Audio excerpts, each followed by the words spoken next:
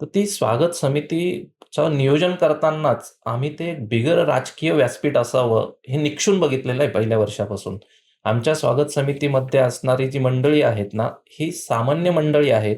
स्वकर्तृत्वावर मोठी झालेली व्यापारी मंडळी असतील, इतर मंडळी असतील, आमच्याकडे प्रोफेशनल्स खूप आहेत.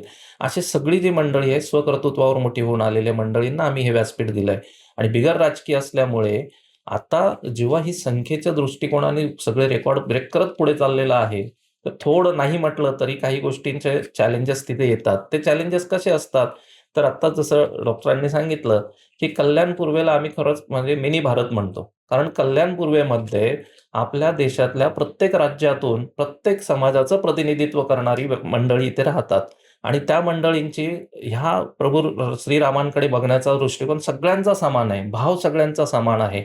आणि मग प्रभू रामांच्या चरणी मला माझी सेवा अर्पण करून द्यावी, मला माझ्या पद्धतीने द्यावी, म्हणजे त्यासाठी सुद्धा चढाओढ लागते. हाही सुद्धा एक प्रकारचं चॅलेंज आमच्या समोर आलेलं आहे.